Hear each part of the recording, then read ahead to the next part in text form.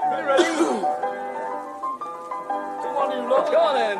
Oh, 'tis our delight for the red and white. The imps are here to stay. Oh, 'tis our delight for the red and white. The imps are here to stay. Morning all. And before we start, let me tell you, it is freezing up here, man.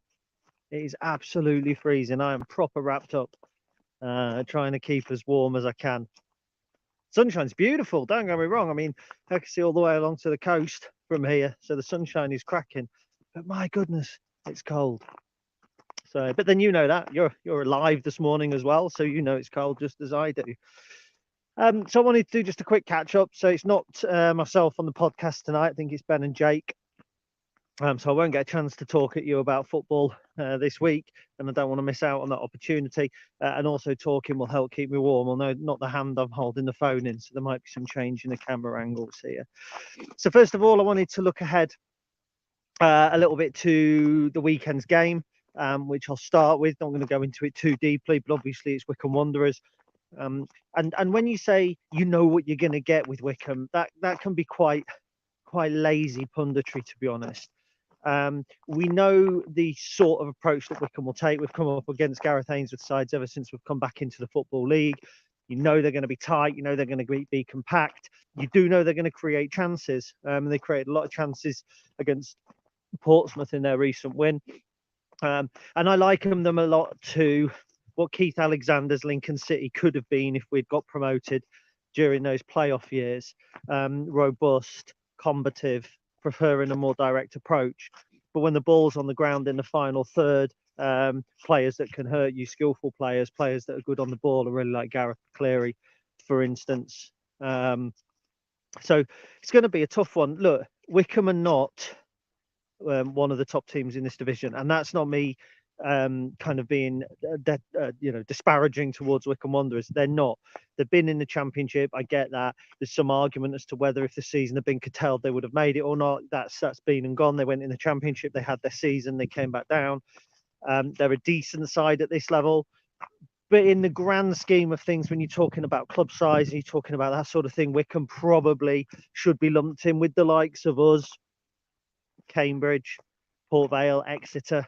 And I know that they've had maybe slightly better times over the past couple of years, but that is a reality, I think. So, you know, it's kind of one of those games that you would hope could go either way, but perception might be otherwise because they've challenged at the top of the table, because they've kind of been a decent side. And obviously, as Lincoln fans, we have a respect for Gareth Ainsworth, for what he did for us in his time as a player. And I've got a respect for Wycombe for what they do now, because actually the fact that some people perceive them to be the sort of team that should be in the top 6 of this division is an absolute testament to how much Gareth's managed to kind of wring out of the squad, how well supported they've been by their board, how strong their kind of transfer policy has been. So yeah, absolutely fair play to them for that. Now, they do what they when I say they do what they do, we know that there are going to be some long balls to contend with. I think that we're better suited this season than any other to deal with that in terms of our defensive offering. However, we were excellent against them last season. It was one of those games where you come away with a draw and you feel really positive about it, much like Plymouth this season. I think that was how we kind of felt a little bit, thought we were going to get thrashed by Wycombe last season. And I mean, they did lay siege to our goal, if I remember correctly, in the second half, if I do remember the game accurately. But I thought that we gave a good account of ourselves. I think that we can scrap and fight with anybody. You know, we can soak up pressure. We proved that at Barnsley. We proved it at Ipswich. We proved it to a degree at home against Plymouth as well. It's all different types of pressure, but on a football field, pressure's pressure.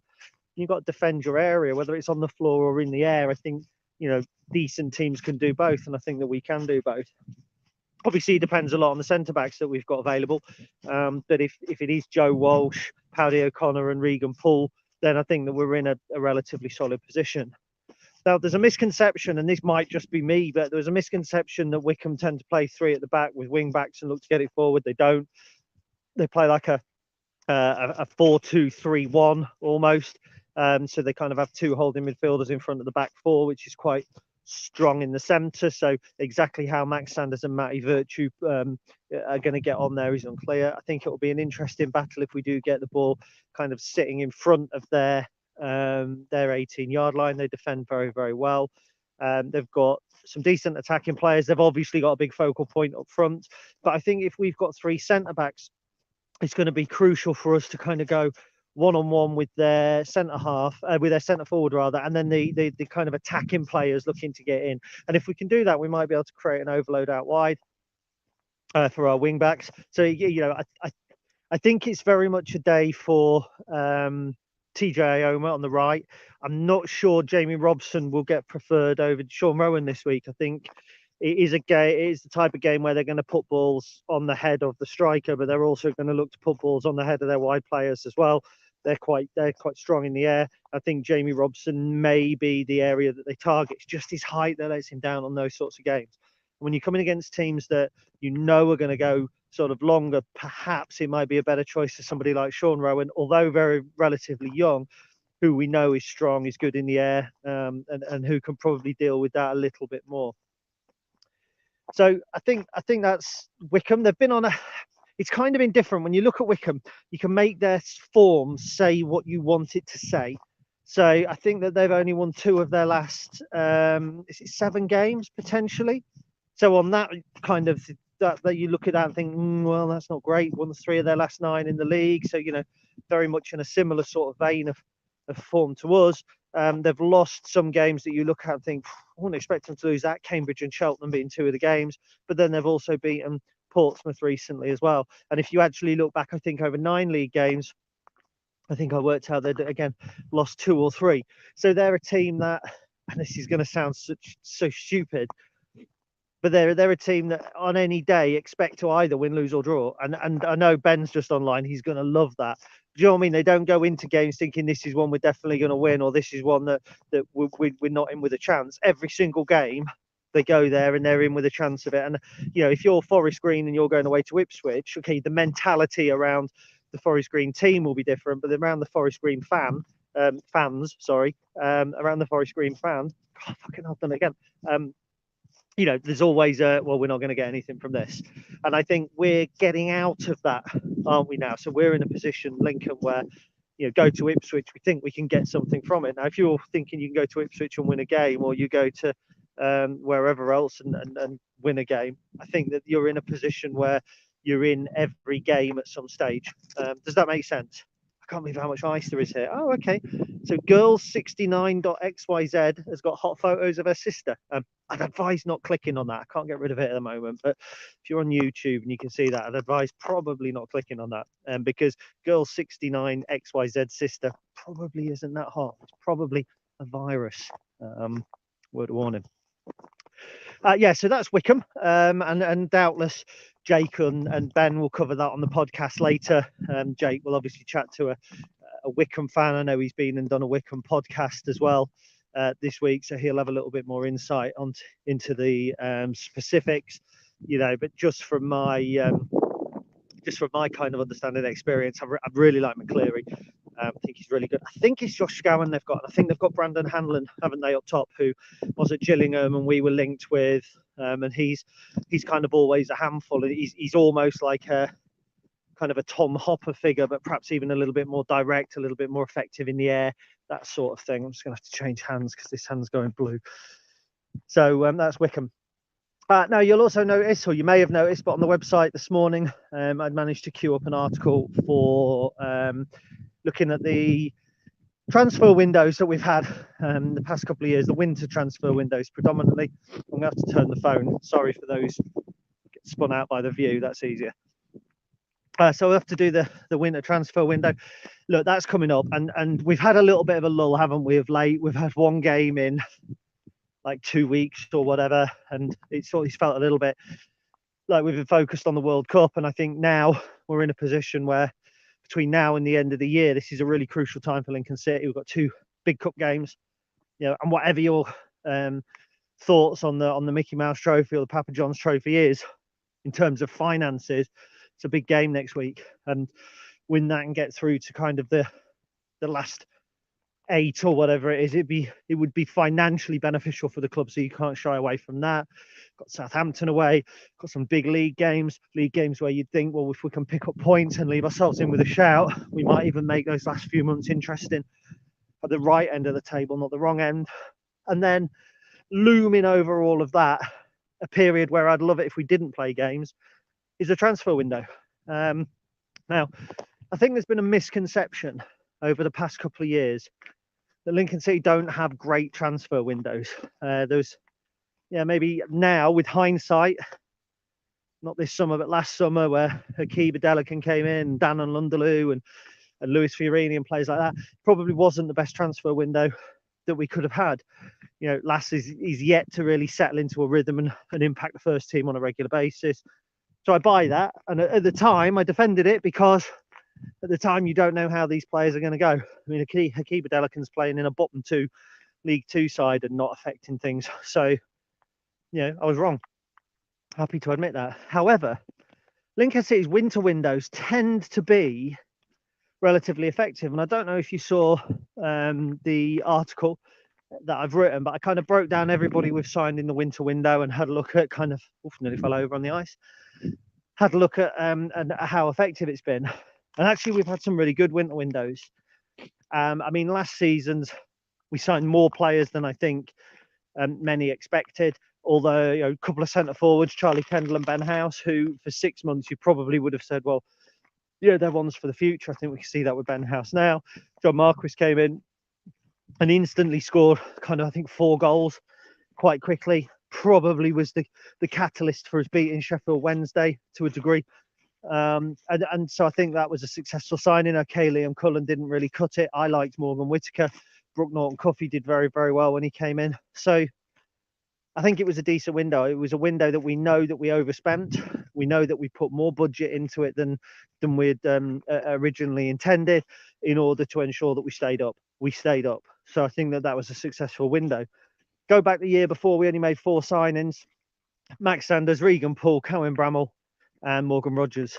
And I couldn't pick a bad signing. The problem with that window was the player that we didn't sign, which was a striker. But at the time, you probably thought, well, Callum Morton's coming back to fitness. Tom Hopper was not injured at the time. George Grant was not injured at the time. If you bring another striker in, you're probably going to struggle to give him the minutes that you wish to give him. And I think that, that's the only thing that marked that window down. Otherwise, hindsight has proven that was a great window. And at the time, it was, why do we want a left back? Why do we want a right back? So now we've sold one of those left backs for £250,000.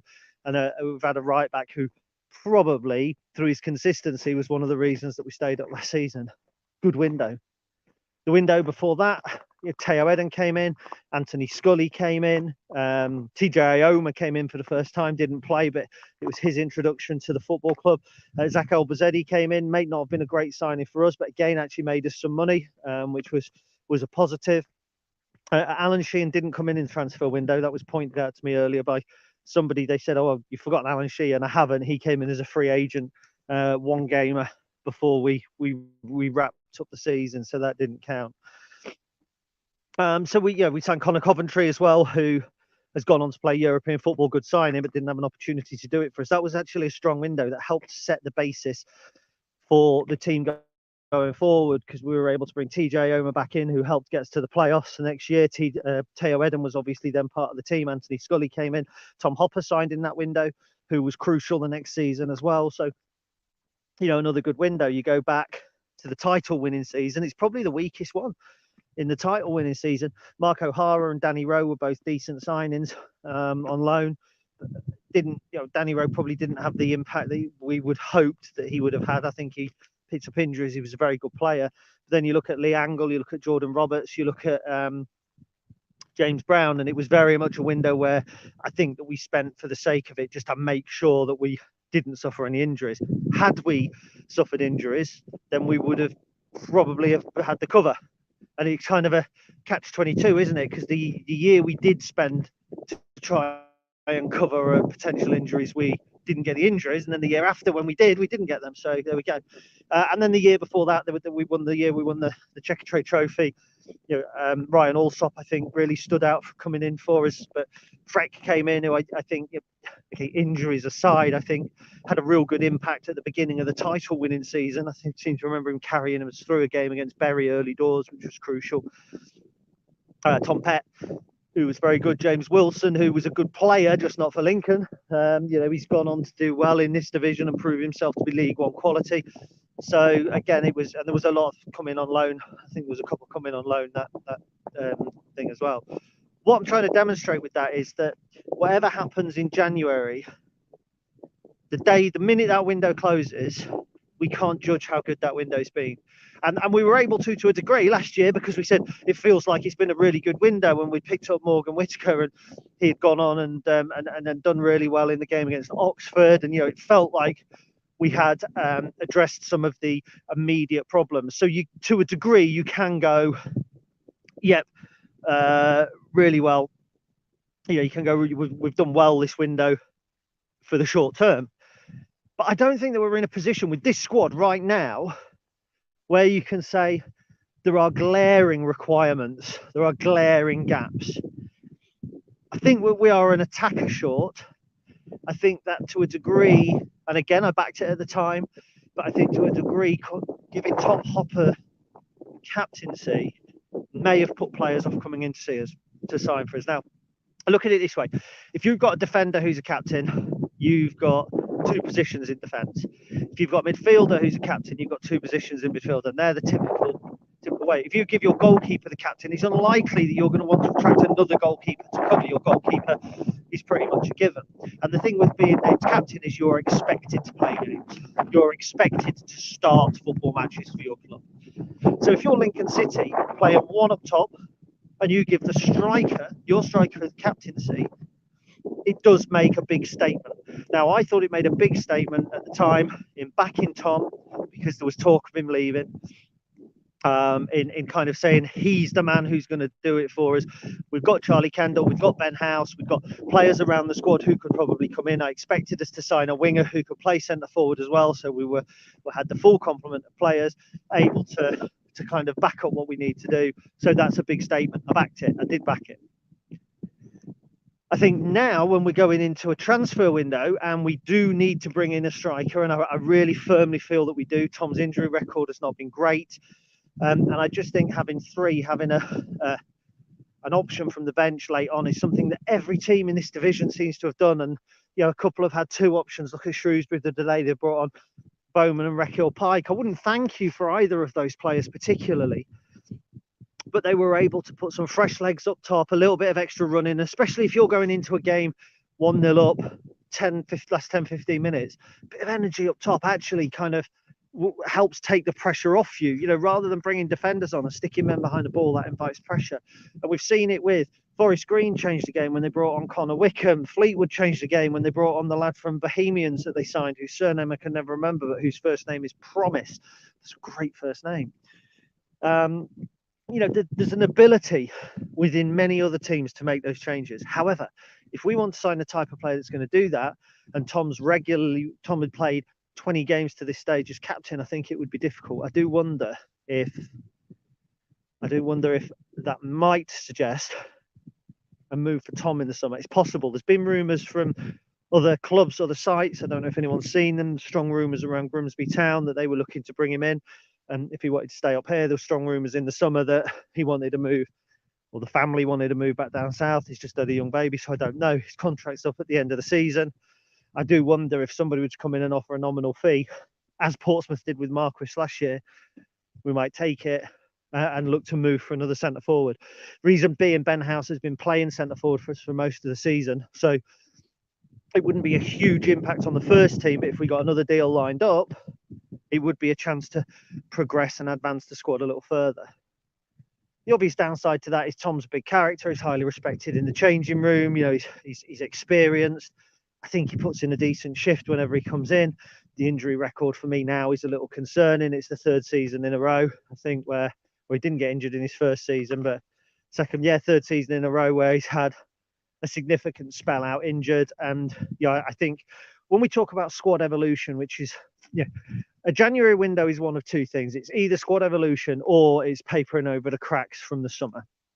And I think we're in a position where we need squad evolution. If Lincoln City are going to go from being expected to finish in the bottom six, as we were this season with many pundits, to being expected to finish in just outside the top 10, which is where we want to be, you evolve your squad slowly but surely. And then you look at teams like Charlton, who big summer, threw loads of money at it, player coming in, couldn't possibly play all the players they wanted to play. Now they have a problem because the manager's gone, a new manager will come in. They're not looking at squad evolution. They're looking at papering over the cracks. They're looking at giving the new manager an opportunity to build his own team, but doing it a month after coming in. Big problems. We're not in that position. We're not in the position we were 12 months ago, where there was clearly huge gaps in the squad. And if we were going to stay in the league, we needed to add in the attacking areas. We need to add. You always need to add. You always need to evolve. But I think it's a far more laid-back transfer window. I think it's more of a transfer window from 2 years ago when Poole and Bramall came in. And I think that with Lincoln City's recent kind of transfer business, that the window will be 40 or 50% players to affect the last 6 months of the season, potentially. But a lot of the focus will be on players to impact further down the line. You look at Eden and Scully. You look at Poole and Bramall and Sanders. You look at Kendall and Ben House. There are always transfers that those players are not going to impact the team straight away. And we do it a little bit in the winter. You look at Jay Ben, for instance. So it's going to be really easy to go into January thinking we need to sign this player to play up top. We need to sign that player to play here.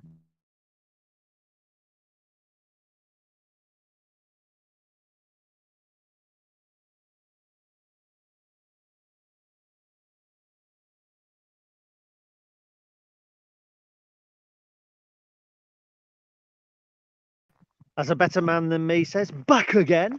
Dog's getting excited for some reason. So all of the kind of the rumour accounts and that sort of thing, what they're all going to do, they're going to tell you that Lincoln are wanting to sign this player or that player, and it's going to be short-term players, and one or two Lincoln fans will be jumping on that, going, oh, such and such, this will be a great signing for Lincoln City, and it'll be a 33-year-old striker, or, we should sign Wilfred Boney. They're never the transfers that we're going to make. I suspect that there might be a loan deal because I suspect we might terminate one, or one may be terminated. I don't know how. I don't know anything these days, unfortunately, but I get that feeling. And then I think that there will be an addition up top, but it might be that we look at Ben House being our leading centre forward and we look at bringing somebody in. The only problem with centre forward, of course, is it's very hard to attract them because even if they're 6 months to the end of their deal, they're going to cost you more money.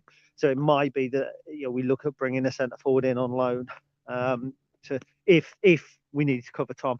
I just think, given Tom's injury situation recently, in fact, given the injury situation not just around us but around football in general, I mean, some clubs have had awful, worse than us.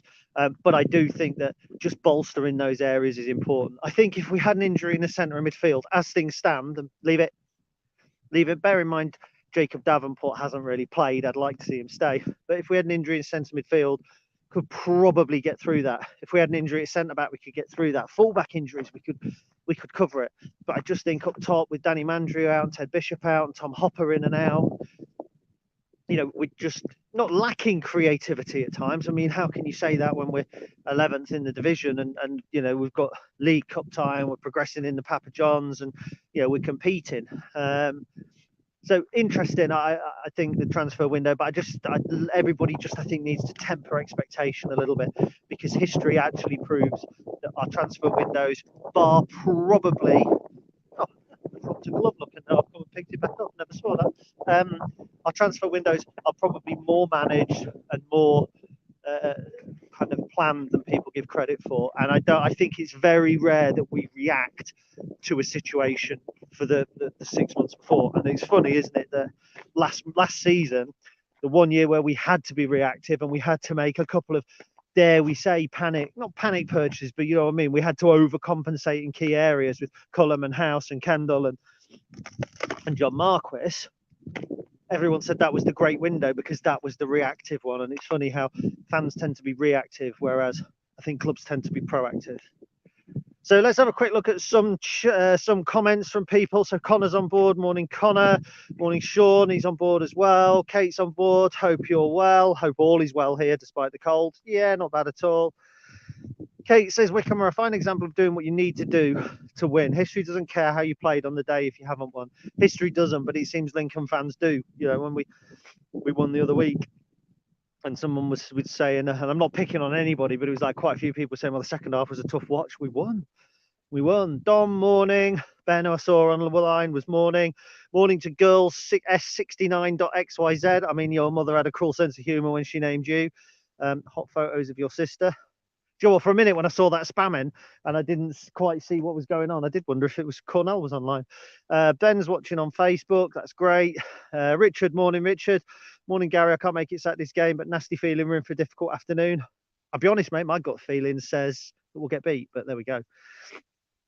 Craig Green, sad news about Johnny Johnson. Yeah, entirely. I was speaking to Fee about it this morning. So Johnny Johnson was the last surviving dam buster, passed away at 101. So yeah, rest in peace, Johnny. Sean says doesn't think Wycombe were as strong as they were last season. No, and I don't think that they're as strong as they were when they went up either. But it's the size of the club and it's the market. You know, the more big clubs enter the market, the smaller fish you become. We've seen that as well. So Adam, morning. Little milestone complete today. One of Stafford Rangers versus Lincoln program on eBay to complete the full set of 87, 88 programs. Any idea how much a full set is worth? All League, FA Cup, FA Trophy, GMBC, Links Cup, and post-season friendlies. I haven't got an idea, mate. Actually, what are the Links Senior Cup ones? I think they're the only ones I may not have from that season. I've got all the FA Trophy. There was the GMAC Cup, wasn't there? The post-season, that was Forest and Scarborough. Was that right? Champions versus champions. I've got those. I'm not sure what pre-season friendlies I've got, but certainly got all the other home and away. Don't know what they're worth. I know that one or two of the programs are worth quite a bit of money. I know, for instance, Lincoln Runcorn is worth quite a bit of money. So Jake's online. He's doing the podcast tonight with Ben. Have to keep an eye out for Mechmi. Great example of plucking from non-league and giving a player a platform in order to attract a profit from a club similar to what we're trying to do. Yeah, and it's what we're trying to do with Ben House. It's what we're trying to do with hopefully long-term J Ben. So yeah, I've got respect for Wycombe. I think it's one of the best away days when you go there. They have quite a quirky little away pub, which if you've been in, you'll know what I'm talking about. But yeah, I do, and I'm not going to like them on Saturday. I'm going to hate them, going to berate them as I did that night we drew 0-0. Does anyone remember that in the run into the 17-18 season? We needed a win to keep, I think, automatic promotion hopes alive, and they came to us and they just shut the game down from 20 minutes onwards.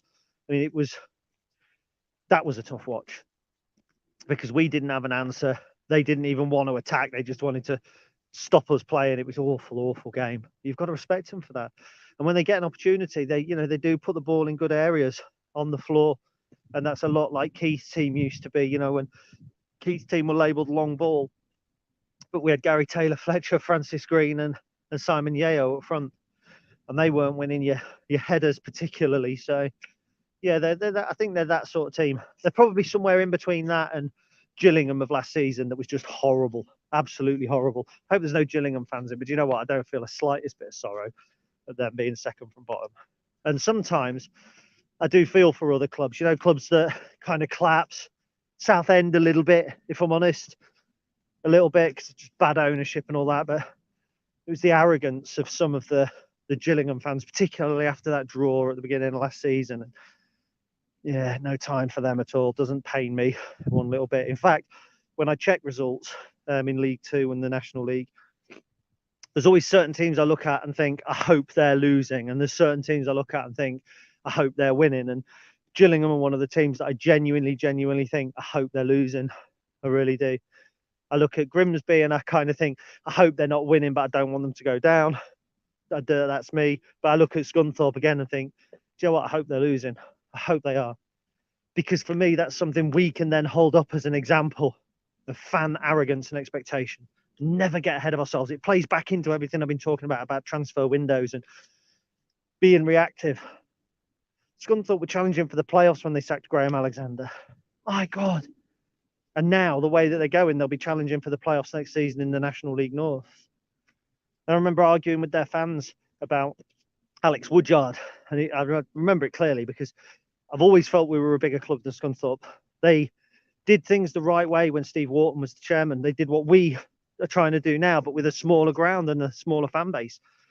You know, they looked to find the players, and you look at Steve McLean, and you look at Gary Hooper, and you look at Billy Sharp. You know, they would buy a striker, they'd spend a bit of money. That's the market we need to get into. They'd buy a striker, he'd score 20 goals a season, they'd turn him around for £1 million and they'd reinvest. And they had such a good side for a while. Used to go and watch them a little bit in 2010, 11. They were in the Championship, so I'm against Newcastle and Swansea and Sheffield Wednesday. Free tickets. I would never have paid into that. It was just something to do on a Saturday afternoon. And I respected them at that point. As soon as Swan took over, awful. And that's where we are. We've got to remember when we come out of these games, it isn't about that result, it's about the season. The transfer, it isn't about how he does over the next 10 games, it's how he does over the next 3 years. They're the things to remember. Because you look at Gillingham, you look at Scunthorpe, there for the grace of God go I think they say. They're the same size clubs as us, York City as well, Wrexham as well. And it's all right looking at clubs above us or who have been in the Championship, who you kind of go, well, we could do that because that's us, that's our size. Never forget what you have achieved. Never forget the things that you have staved off. We're not Oldham, we're not Scunthorpe, we're not York, we're not Wrexham, we're not Stockport. All similar sized clubs. All clubs with spells in League One. All clubs with one time had aspirations like us to get into the Championship. Always important to bear that in mind. Always. The important thing is the story, the book. It's not the chapter or the page. Anyway, I got philosophical again. Hands getting cold holding the phone. So it's going to be time for me to go. Just going to say, Molly said that was the most frustrating game ever watched. Sadly missed the game this weekend. Pesky friend's birthday. Season's greetings. Gary and all the imps. Same to you, Molly. And reference Gillingham. Ryan says Gillingham with 6 goals all season. Reference Scunthorpe. Kay says we had a narrow escape, missing out on the Swan family. Indeed, we did. And finally, Richard, the first game at Sinsel was an FA Cup first round tie with Scotland. They were 3rd division in those days, and we were near the bottom of the 4th. Yep, that's exactly right. I always say we're a bigger club. Why? Longer history, maybe. Better ground. Yeah, but they've probably had more prolonged periods of higher league football. And by the higher league, I mean out of the 4th division in the last 50 years than we have. This whole concept of clubs being bigger or smaller falls down. You know, there's clubs in certain brackets, but when you're bigger than smaller than clubs who you're clearly really no bigger or smaller than, you know, the whole concept falls down. But we'll argue about it anyway, won't we? Hopefully there'll be no arguing on Saturday. Hopefully we'll all come away having got 3 points against Wycombe just to set us off on a crucial run of games. There's some way, yeah, within some way could define the Mark Kennedy era. It's been a good start. Get a good December, set of results in December and early January. Couple of solid signings, push up the table, finish 10th, 12th, 13th.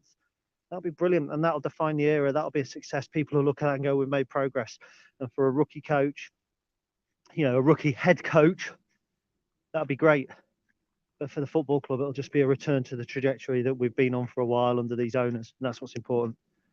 Steve Leach, cracking chat as usual, mate, up the imps. And I think that's a great place to finish, up the imps.